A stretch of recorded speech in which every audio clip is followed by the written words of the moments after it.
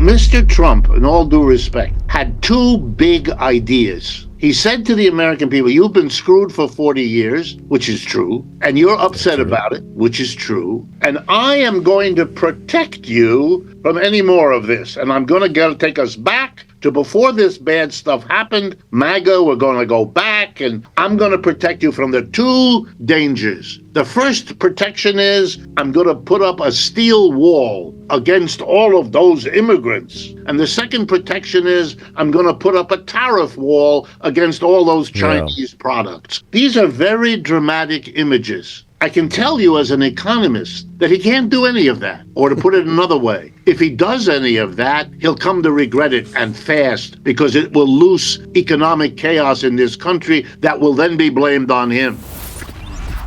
The Department of Homeland Security says there's somewhere between 10 and 12 million undocumented immigrants in the United States. We are a rich country of 330 million people. The economic problems we have, which are severe, could not ever have been caused by 10 to 12 of the poorest people on the planet. The notion that the immigrants are a cause of the problems we face is stone cold ridiculous. It may be a clever scapegoating, it may work to get you votes, but it has nothing to do with reality. Number two, there are certain industries that concentrate undocumented immigrants. Agriculture is a big one. The restaurant business is a big one. Construction is another big one. In those industries, undocumented immigrants are a major part of the labor force. Not only that, they are a more important cause of the profitability in those industries than their mere numbers would tell you. Why? Because an undocumented immigrant can be and is regularly abused by the employer. It's Friday afternoon. Everybody's going to pick up their check at the front office before they go home. The Jose arrives. He stands in line, waits for his check. The boss says, Jose, we've had a terrible week. We didn't make the money. I can't pay you this week. But if you come back next week, I can be sure to pay you. What is Jose going to do? Answer, nothing.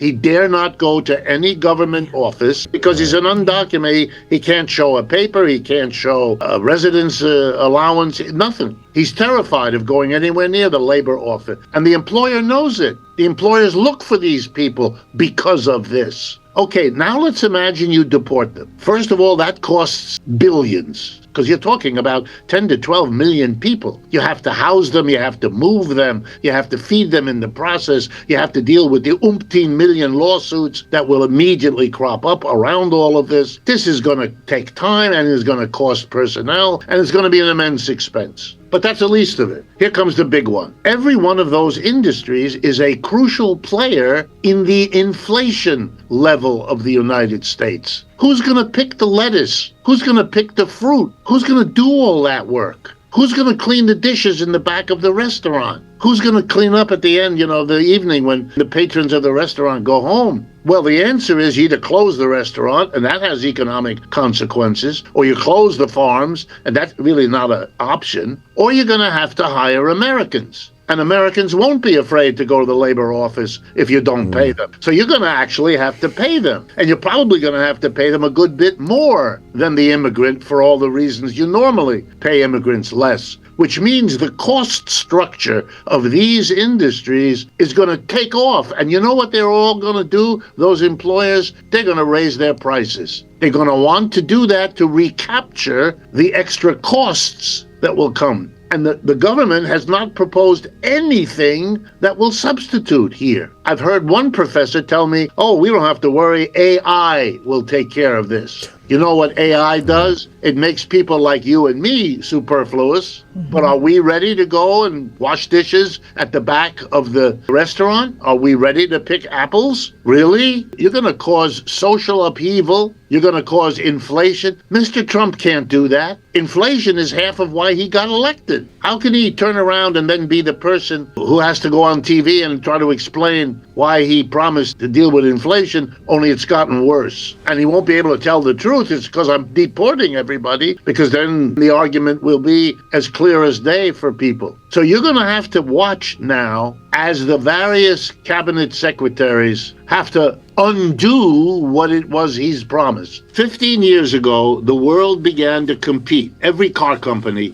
to compete to produce an electric car. And we've all heard about Mr. Musk and Tesla, they did it. But the best electric car and truck in the world today, and also the lowest price, is a electric vehicle produced in China. It's called the BYD Corporation. Let's suppose you can get one of those for $30,000, which you can. All right. If there's a tariff and you're an American and you want to buy one, you would have to come up with first $30,000 that go to China to pay for the car. Then you'd have to pay a 100% tariff that was imposed on these cars by Mr. Biden. So you would have to pay $60,000. $30,000 go to China. They get their money with or without a tariff. It's Uncle Sam who gets the tariff. But because of that, you're not going to buy a Chinese car because it's 60 grand for you. You're going to buy a less good car made by Ford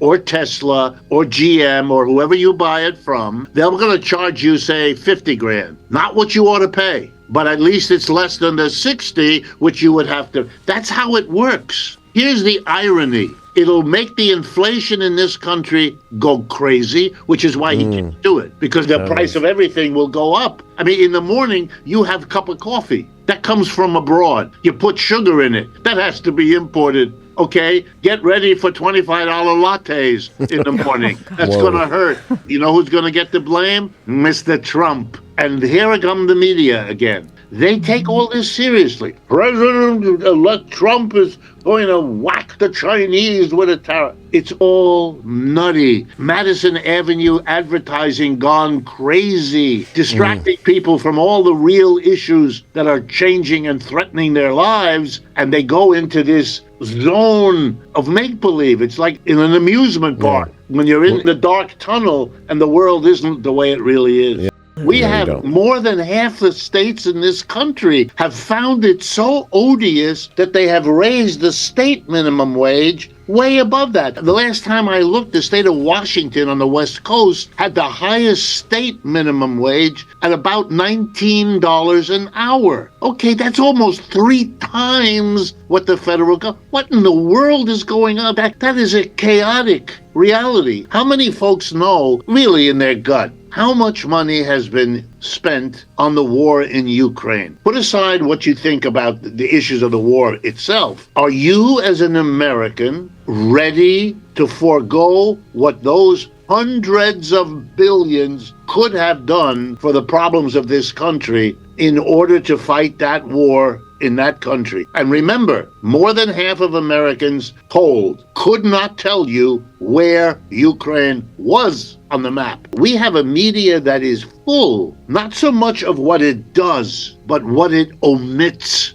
from doing. Why are we not told about the housing crisis? That's the worst thing about the inflation. The cost of housing has gone crazy in this country because the top 10% decided in the pandemic that it's important to have a house in the country. And so that's what we have produced, houses in the country that are second homes for people. And we have concentrated the rest of what we build in high-rise luxury housing in a dozen cities that have become enclaves. Let me give you a dystopian vision of what the United States is becoming. We're becoming what we used to call a third world country. We have pockets of wealth, certain cities and the suburbs around them, and they exist in a sea of misery, of people who cannot access health. If half of what is promised to be done to Obamacare is going to be done by Mr. Trump, they will not access health care. They are already being priced out of the education system. They can't afford that. They can't carry those loans. What are we doing? In Germany, higher education is free. There are 25,000 Americans getting their college degrees in Germany because they don't have to go into debt. And the same is true in half a dozen other European countries. What's going on here? Americans intone to themselves, we live in the greatest country, we live in the great. We aren't doing that anymore. That's over. That's with the empire. Bye-bye. The picture of our history is remarkable. In the 18th century and in the 19th century, we were stable for a good while. When we were an independent country, starting in the 19th century, we began to have a trajectory in which real wages went up every decade, from around 1820 to around 1970. 150 years of a steadily rising standard of living. Profits rose even faster. So you had a slow, steady inequality, but it was very bearable because you were giving the working class a rising standard of living. So they were willing to tolerate the inequality because their situation was improved. They could have better housing, better diets, better clothing, do for their children, all of that. Then First World War comes, and the 1920s are a period of rapid inequality without a rising standard of living. And that blew up in the Great Depression. And this is so important for Americans to understand. The working class revolted in the 1930s against not just the unemployment and all the horrors of the crash after 1929, but in a delayed reaction, they reacted against the inequality that had become so stark in the 1920s. And then we had a compression. 1930s were a period where inequality not only didn't get worse, it got much better. The gap between rich and poor narrowed. Now, partly this was because the rich really got wiped out by the stock market collapse. But meanwhile, the gap, and that developed after World War II, when we developed this idea that the United States is a magical place where everybody is in the middle class. Sure, we have a few rich ones, we have a few desperados, but we are the great example of a classless middle class. We all have our home, we have our car. Saturday we wash it in the driveway, blah, blah, all of that. And you know, it was true. Starting in the 70s, the good jobs were moved to China and elsewhere, and the immigrants came in, and the real wages stopped going up, and we have now become we're now more unequal than we were way back when. But it's been an up and down ride, and the importance of that is when people say, well, there's nothing you can do, that's not correct. Let me remind you, not to make a hero out of Franklin Roosevelt, but here's the facts. Here comes a guy who comes from the elite of the United States, whose family had had a president earlier, Theodore Roosevelt, and so on. What did he do under the pressure of the unions and of two socialists and a communist party? He created the Social Security system in the middle of the Great Depression. When the government had no money, we passed the law that says if you reach the age of 65, the government will give you a check every month for however long you live. An extraordinary act. Then we passed the unemployment compensation. We had never done that before. Because your job through a layoff, we'll give you a check every week for a year or two. And where did the money come from? He taxed corporations and the rich to pay for a program for the middle class and the poor. No one should listen to people who say you can't do that. We've been there. We've done that. I would argue that the experience of the 1930s that I just summarized, it traumatized that class in the American political system. And they said in 1945, when that war was over and when that president died, they were gonna roll back the New Deal. And that's been your lifetime and my lifetime. We're going through what I believe is the final stages of literally getting back to what it was that blew us up in the 1930s. And here we are about to go right back into the same scenario,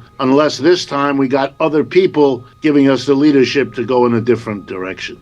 Let me give you an example of what other capitalist countries, our allies in Western Europe, what they do for the working class. And they don't have a Trump, and they're not about to get a Trump either. Even the people that they think over there are like Trump are light years away from what Trump is or what Trump is about to do. Part of my family is French. They have a health insurance that covers them from the day they are born to the day that they die. If they are injured, if they get sick, they have a health program to go to that does not cost them anything. You don't meet people carrying around a load of medical debt. In France, if you have more than one child, you get a subsidy from the government to help you pay for the cost of that child for 18 years. And they've been doing that for decades. In 1985, a legislator in Italy named Marcora got a law passed by the Italian parliament. Here's how the law works.